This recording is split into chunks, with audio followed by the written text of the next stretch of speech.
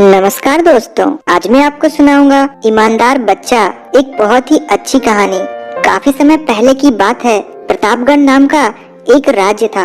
वहाँ का राजा बहुत ही अच्छा था, मगर राजा को सिर्फ एक बात का दुख था, वो यह कि उसका कोई भी संतान नहीं था और वह चाहता था कि अब वह राज्य के अंदर किसी योग्य बच्चे को गोद ले ताकि वह उसका उत्तराधिकारी बन सके और आगे की बागडोर को सुचारू रूप से चला सके। और इसी को देखते हुए राजा ने राज्य में घोषणा करवा दी कि सभी बच्चे राजमहल में एकत्रित हो जाए। ऐसा ही हुआ, सभी बच्चे राजमहल में इकट्ठा हो गए। राजा ने सभी बच्चों को पौधे लगाने के लिए भिन्न भिन्न प्रकार के बीज दिए और कहा कि अब हम 6 महीने बाद मिलेंगे और देखेंगे कि किसका पौधा सबसे अच्छा होगा। महीना बीत जाने के बाद भी एक बच्चा ऐसा था जिसके गमले में वह बीज अभी तक नहीं फूटा था, लेकिन वह रोज उसकी देखभाल करता था और रोज पौधे को पानी देता था।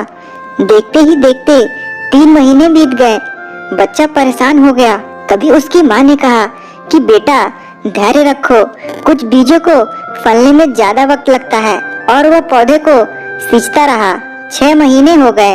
राजा के पास जाने का समय आ चुका था, लेकिन वह डरा हुआ था कि सभी बच्चों के गमले में तो पौधे होंगे और उसका गमला खाली होगा। लेकिन वह बच्चा ईमानदार था।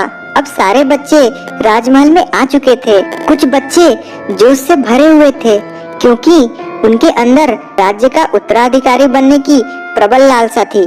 अब राजा ने आदेश दिया, सभी बच्चे अपने अपने गमले दिखाने लगे, मगर एक बच्चा सहमा हुआ था क्योंकि उसका गमला खाली था।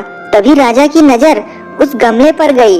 उसने पूछा, तुम्हारा गमला तो खाली है। तो उसने कहा, लेकिन मैंने इस गमले की 6 महीने तक देखभाल की है। राजा उसकी ईमानदारी से खुश था कि उसका गमला खाली है, फिर भी वह हिम्मत करके यहाँ आ तो गया। सभी बच्चों के गमले देखने के बाद राजा ने उस बच्चे को सभी के सामने बुलाया। बच्चा सहम गया और राजा ने वह गमला सभी को दिखाया। सभी बच्चे जोर से हंसने लगे। तो राजा ने कहा, शांत हो जाइए, इतने खुश मत होइए। आप सभी के पास जो पौधे हैं वे सब बंजर हैं। आप चाहे कितनी भी मेहनत कर लें, उनसे कुछ नहीं निकलेगा। लेकिन असली बीज यही था। राजा उसकी ईमानदारी से बेहद खुश था और उस बच्चे को राज्य का उत्तराधिकारी बना दिया गया। तो दोस्तों, इस कहानी से हमें यह सीख मिलती है कि अपने अंदर ईमानदारी का होना बहुत जरूरी है।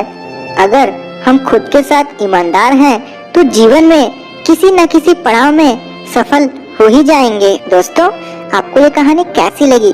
अगर अच्छी लगी हो तो प्लीज वीडियो को लाइक और शेयर करें और ऐसी ही कहानी सुनने के लिए हमारे YouTube चैनल को सब्सक्राइब करें। धन्यवाद।